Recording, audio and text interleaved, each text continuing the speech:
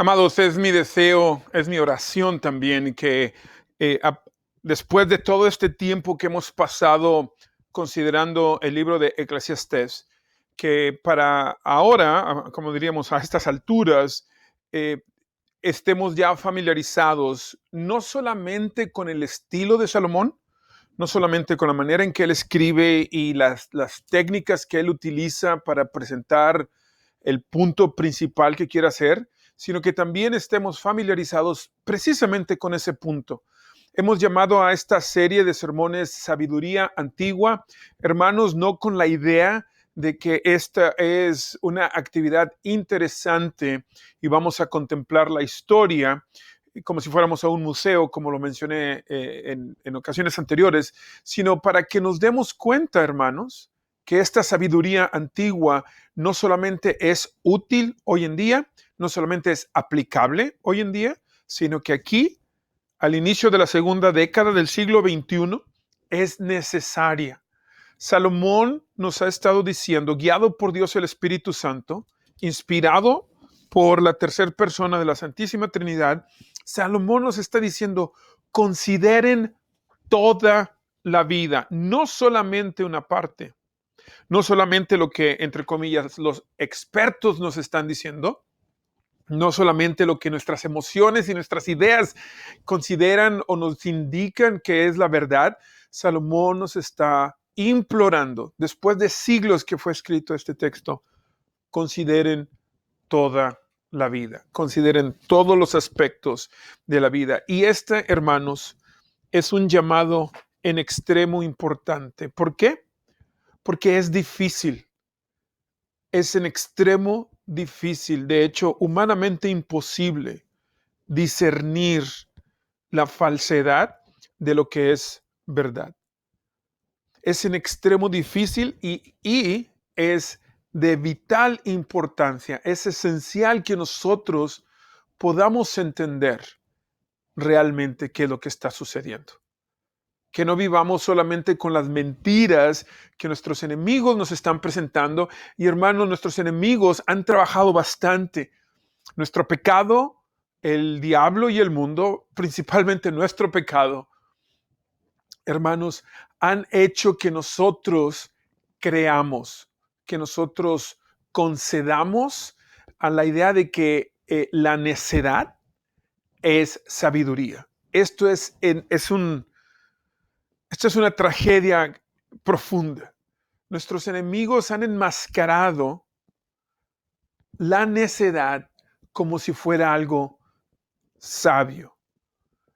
Y porque esta eh, mentira es imposible de discernir por nosotros mismos, hermanos, necesitamos la ayuda del Señor. Por eso necesitamos su ayuda. Porque necesitamos su poder para distinguir y necesitamos poder distinguir para poder vivir.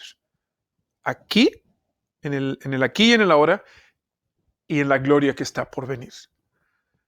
Hermanos, con la presencia del Señor en nosotros, con la presencia de Dios el Espíritu Santo en cada uno de nosotros que le pertenecemos a Él, nosotros podemos vivir esta vida de manera intencional, podemos vivir esta vida enfocándonos en toda la realidad, en todos los aspectos de la vida, completamente conscientes de esta verdad y aplicando la sabiduría que proviene de Él, pero inicia con la presencia de Dios en nosotros.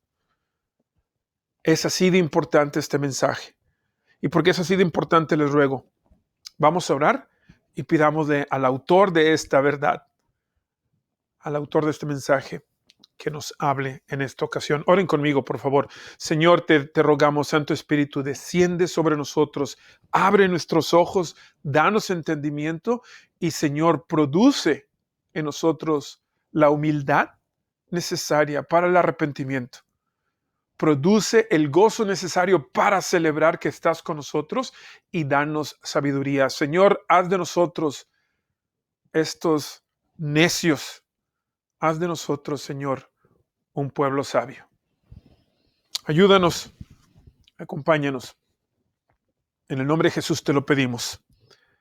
Amén. Esta parte que estamos considerando del libro del Eclesiastés es todo el capítulo 10 y los primeros 4 versículos del capítulo 11. Si usted los observa, incluso de una manera casual, se va a dar cuenta que están escritos de otra forma, que la estructura que se utiliza en nuestras Biblias para esta porción difiere de otras porciones de lo que ha escrito Salomón. Y esto nos indica, hermanos, esta porción eh, es como un poema, es como una canción, es lo que se le llama técnicamente escritura de sabiduría. Si lo compara, por ejemplo, con el libro de los Salmos, si lo compara con el libro de Proverbios, se va a dar cuenta que están escritos, al menos aquí representados, de la misma manera. Y tiene sentido porque cuando lo leemos y si lo leemos casualmente, parece que estamos contemplando, que estamos leyendo un grupo de consejos de una manera que se nos presenta de una manera interesante, atractiva, un grupo de dichos. Y usted y yo estamos familiarizados con lo que es un dicho, ¿cierto? Más vale pájaro en mano que ver ciento volando. Eh, en fin, hay muchos dichos, ¿cierto? Y el dicho eh, presenta una idea generalmente aceptada como verdad y la presenta de una manera atractiva o interesante. Sin embargo, hermanos, va mucho más allá, Salomón va mucho más allá al escribir esto que solamente darnos buenos consejos. Podemos empezar a leer que nos vamos a dar cuenta que Salomón está hablando de una manera cada vez más directa. Y al final del libro, al final de su libro, Salomón finalmente va a dejar de utilizar el estilo que ha estado utilizando hasta este entonces, haciendo contrastes con la vida, poniéndonos en una situación de que tenemos que pensar y considerar la vida, y nos va a hablar de una manera directa y clara. Y de hecho el libro termina así, termina diciendo, este es el punto final, esto es lo que les he querido decir, y termina explicándolo. Entonces aquí, como diríamos vulgarmente aquí en los Estados Unidos, Salomón empieza a aterrizar el avión, empieza a hablar de una manera más clara y más directa, a pesar de que utiliza esta estructura de dichos o proverbios para, para decirnos, sí. Y lo que nos está recordando Salomón en esta transición hacia una confrontación más directa, nos está diciendo que hay una verdad que es completa. Hay tal cosa como la verdad completa. Posiblemente, nos está diciendo Salomón, posiblemente, de hecho, esta verdad completa no es siempre considerada. Conocer la verdad completa hace toda la diferencia. En conocer la verdad completa hay sabiduría. Eso es lo que nos está diciendo Salomón. Eso es lo que insiste aquí en decirnos. Nos está diciendo, nos está llamando a que vivamos una vida estando completamente conscientes o estando conscientes completamente de la verdad, que hay problemas en esta vida, que esta vida es difícil, que a veces parece que las cosas no funcionan y realmente no funcionan, pero también que hay ayuda, que hay auxilio, la ayuda y el auxilio que necesitamos, y ese proviene de Jehová, del Dios trino del universo. Que el Señor nuestro Dios ha hecho algo en respuesta a este gran problema que tenemos, y Salomón nos está invitando a que consideremos esta verdad. No solamente que la consideremos teóricamente, sino que vivamos nuestra vida intencionalmente, conscientes de que ya hay problemas, pero Dios ha intervenido. Hermanos, estamos en una batalla, realmente lo es. Estamos en el campo de batalla, es vivir esta vida de una manera completamente consciente de tanto el problema como la única solución que existe. No nos hace que no estemos sujetos a problemas y a dolores. Este es un campo de batalla. Y este campo de batalla es extenso y es lo primero que notamos al leer este pasaje. Salomón está hablando aquí de la sabiduría y de cómo la sabiduría que proviene del Señor hace la gran diferencia. El domingo pasado nos habló de cómo la sabiduría puede guiarnos o es necesaria para entender que el legado más grande que podemos dejar inicia con un reconocimiento del Evangelio en nosotros. Y aquí continúa elaborando en la diferencia que hace esta sabiduría. Y habla de aspectos, por ejemplo, de la vida cotidiana, empezando en el versículo número 1, hablando de cómo unas moscas muertas pueden echar a perder el perfume y cómo la gente que es necia claramente se da a conocer.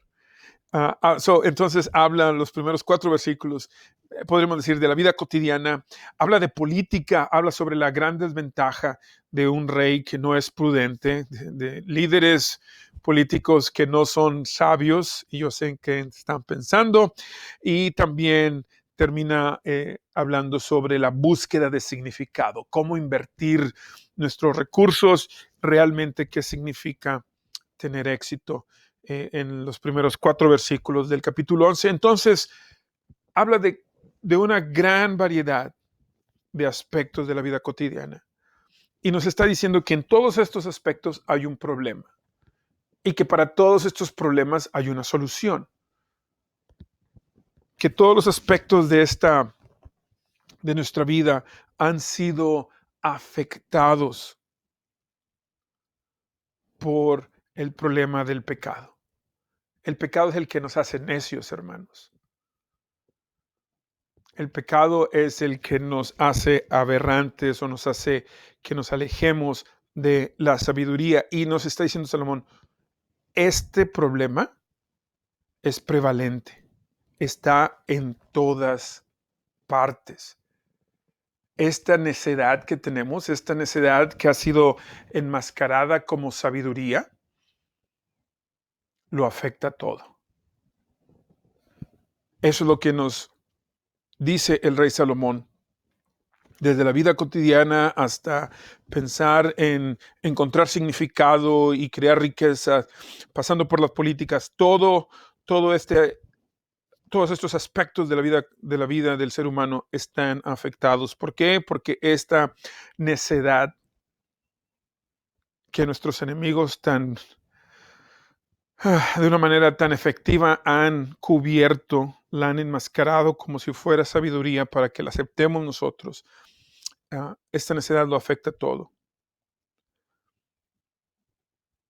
La sabiduría, hermanos, y la necedad no son solamente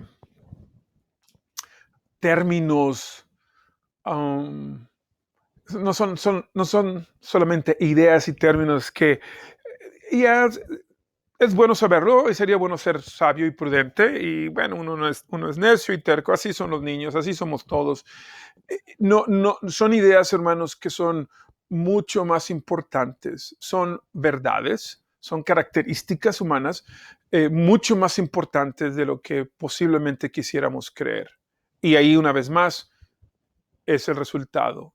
Que los veamos, que los despreciemos, que los pongamos a un lado como es algo interesante, pero no necesario, es resultado propiamente de nuestra rebeldía. La Biblia es muy específica. De hecho, la palabra necio o el término necio o cuando la Biblia dice que alguien es necio, hermanos, es una de las um, uh, descripciones, es una de las palabras más duras que pueden utilizar. Implica una degradación extrema. No solamente, y tal vez en español no tiene ese peso, pero hermanos, cuando la Biblia utiliza esta palabra, está hablando muy particularmente de una persona cuyo pecado le impide ver lo que es obvio. Le impide contemplar toda la verdad de la vida. El necio es aquel, hermanos, que insiste en contradecir la evidencia. Y muy particularmente, la Biblia dice que El necio es aquel que en su corazón, en su ser, en la parte más profunda de él, en su corazón, él dice, no hay Dios. Ese es el necio. Eso somos nosotros. No hay Dios. Y después procede, no solamente lo está pensando, no solamente lo está creyendo, sino que procede a vivir esta vida, el necio, convencido de que no hay Dios. Salmo 14, versículo 1. El necio dice en su corazón, no hay Dios. Todos son corruptos. Todos hacen obras abominables. No hay nadie quien haga lo bueno. Esta es la descripción del necio. Esa es la descripción nuestra, hermanos. El necio es el que dice, a pesar de toda la clara evidencia que el Dios trino del universo ha provisto, el necio insiste, no, no hay Dios. El necio es aquel que dice, está a 28 grados afuera y dice, uff, cuánto calor hace. No, no está frío. El necio es el que ve la situación en esta tierra y dice, no, no tenemos problema. O ve todo lo que el ser humano ha sido capaz de hacer y dice, nosotros podemos resolver el problema. No necesitamos a Dios. Y esta necedad, hermanos, y ese es el peligro, esta necedad ha sido disfrazada como sabiduría. Ese es el problema en el que estamos hoy en día. Ese es el problema que nos afecta. Esta necedad lo afecta todo, hermanos, pero nuestra rebelión ha hecho que esta necedad crezca y se expanda. Nuestra rebelión hace que de esta vida un terreno fértil, hermanos, para continuar con este problema de ser necios. Y es increíble cómo hemos mejorado, entre comillas, los humanos, para encontrar maneras de justificar nuestra necedad. Y lo vemos hoy en día, pero eso, hermanos, es algo en lo que hemos estado trabajando como especie desde hace muchísimo tiempo. A finales del siglo IV, a finales del siglo IV, principios del siglo V, son entre el año 390 y en el año 420. 450. Existió un monje en Inglaterra que se llamaba Pelagio. Y Pelagio era una persona estudiosa, un monje, alguien que sabía, tenía conocimiento. Pero Pelagio, hermanos, dijo algo muy interesante, y estoy parafraseando, pero esta es su tesis, o esto fue lo que él propuso. Él dijo que en el corazón humano, a pesar de que hay pecado, existe, aunque sea una pequeña isla de rectitud, decía. Una flamita, hay algo intrínsecamente bueno, perdón, en el corazón humano. Y la conclusión de Pelagio es de que esa isla de rectitud, esa pequeña flama de rectitud, por sí sola puede crecer al punto de conseguir la salvación del ser humano. Y continuó desarrollando su tesis y su teología, y a la conclusión que llegó fue esta: el sacrificio de Cristo Jesús en la cruz fue algo bueno para el hombre, pero no necesario para el hombre. Y esto es lo que hace la gran diferencia. En esta ocasión, yo le pregunto a usted, ¿qué es lo que usted cree? ¿Qué es lo que usted cree? ¿Que podemos solos? ¿Que hay algo bueno que sí, aunque Dios no hubiera intervenido, aunque Él no hubiera provisto sabiduría ni nada, podemos hacerlo nosotros solos? ¿Acaso el sacrificio de Dios el Hijo, la segunda persona de la Santísima Trinidad, acaso su ministerio, su vida, muerte, resurrección, ascensión, su encarnación, acaso fue algo bueno pero no necesario? La respuesta a esa pregunta hace la gran diferencia. Hace la gran diferencia. Y nosotros hemos insistido que es así. Y lo hemos cubierto con esta fachada de sabiduría, de gente estudiosa, de gente buena, de gente humilde. Pero hermanos, Salomón nos dice, tengan cuidado, observen, consideren toda la vida. No sean necios. El hecho de que Salomón nos está diciendo eso desde hace tantos siglos, el hecho de que tenemos evidencia como la de Pelagio, de qué tan creativos somos para continuar nuestra rebelión, el hecho de que aún hoy en día si leemos detalladamente este pasaje, si leemos todo Eclesiastés, nos damos cuenta de que aún necesitamos ayuda, que tenemos exactamente los mismos problemas, hermanos. Todos estos son indicaciones de la profundidad de nuestro pecado y del tamaño de la ayuda que realmente necesitamos. Es un punto de desesperación. Nos damos cuenta de lo profundo de nuestro pecado, nos damos cuenta de lo infinito de la ayuda que necesitamos. Pero hermano, déjame decirte, en ese momento, ahí hay sabiduría. El darnos cuenta que el problema es imposible para nosotros de resolver. Ahí hay sabiduría, porque ahí inicia el arrepentimiento, ahí inicia la humildad. Y hermanos, el siguiente paso al contemplar las escrituras es la esperanza, porque nos damos cuenta, la Biblia nos dice que el Señor es quien provee, es nuestro Dios quien provee, y Él provee mucho más que la ayuda que necesitamos. Escuche con cuidado. El Señor no nos da solamente la ayuda que necesitamos. El Señor nos da mucho más. La obra completa de Jesucristo garantiza nuestro lugar en la mesa, garantiza nuestro lugar en la gloria con Él. Finalmente, debido a quién es Jesucristo y lo que Él ha hecho, debido a su gracia para nosotros, finalmente Jehová es nuestro Dios y nosotros somos su pueblo. Y va a haber un día en que la habitación del Señor sea entre nosotros, que vamos a estar contemplándolo cara a cara. El Señor se ha involucrado en nuestras vidas, en el aquí y en el ahora. El Señor ha venido. Celebramos en esta temporada su advenimiento. Recordamos cómo es que el Señor vino y la forma en la que Él vino, como un bebito en el pesebre, sin fanfarrias, sin pompas, sin nada pomposo, nada, no, pero al mismo tiempo algo glorioso. Recuerden la historia. Y el Señor vino, y vino de una manera real, física, y se involucró en nuestras vidas de una manera íntima. Hermanos, la persona y la obra de Jesucristo, la implicación de su persona y de su obra, que Él es Dios y que lo que Él ha hecho, hermanos, no es un concepto teológico reservado solamente para discusiones en cuando queremos impresionar a otras personas. No, hermanos, la belleza de nuestro Señor es esencial y es esencial para vivir esta vida aquí y ahora y es esencial para la gloria que está por venir.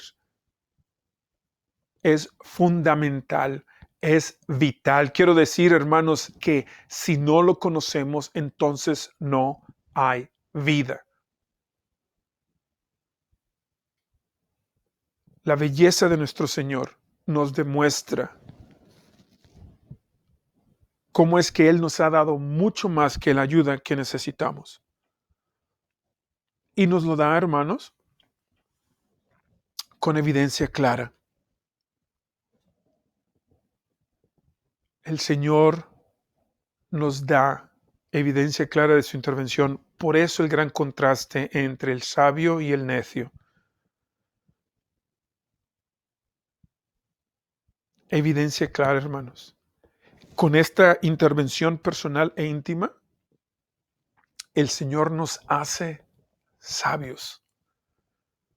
El Señor en nosotros, Dios mismo en cada uno de nosotros, produciendo sabiduría, humildad, arrepentimiento, amor, mostrándonos cómo, aquí y ahora, cómo nos va transformando cada vez más a la imagen del varón perfecto, quien es Cristo Jesús, puesto que Cristo Jesús es 100% Dios y 100% hombre.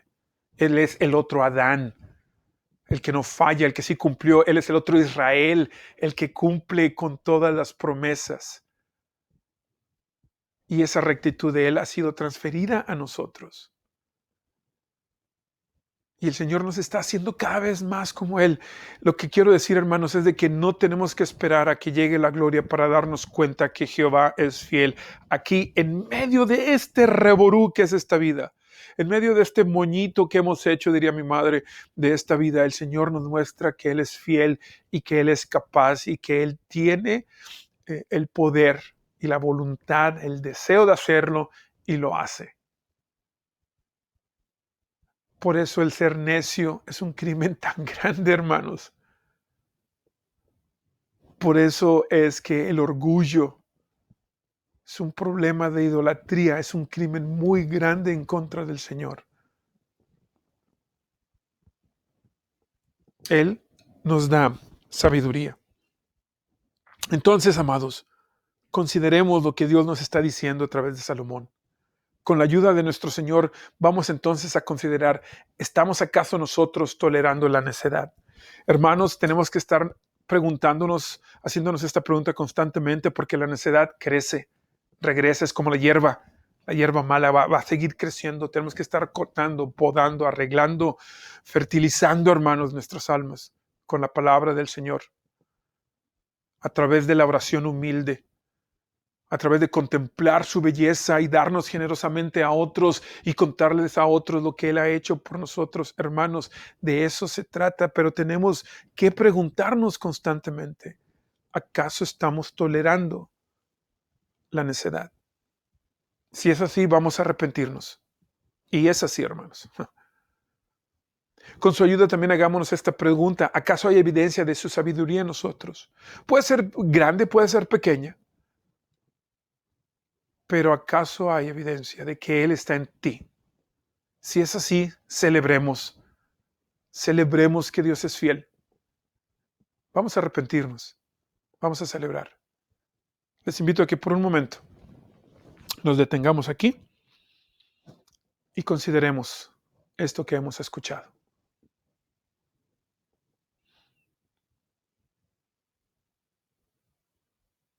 Y oremos, pidámosle al Señor que nos dé de su poder. Santo Espíritu, te pedimos que nos ayudes a darnos cuenta cuando hemos sido necios, cuando con nuestra mente, nuestro corazón o nuestras acciones hemos dicho no hay Dios. Perdónanos.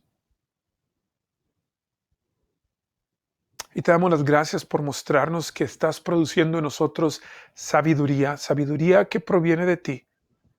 Gracias por hacer de estos necios, de estos tercos que somos nosotros. Gracias, Señor, por hacer de este pueblo de dura cerviz una nación de santos. Gracias por hacernos sabios. Te alabamos. En el nombre de Jesús. Y amados, con esta actitud de arrepentimiento y humildad, vengamos a la mesa del Señor. Aproximémonos con arrepentimiento y para celebrar, ven para que recibas, cristiano. Ven para que recibas el poder para confesar y celebrar la gracia del Señor. Ven diciendo, yo fui una vez necio, pero Jehová me ha hecho sabio. Ven, confiesa y celebra. Amados, que el Señor nos bendiga y que Él nos guarde. Amén.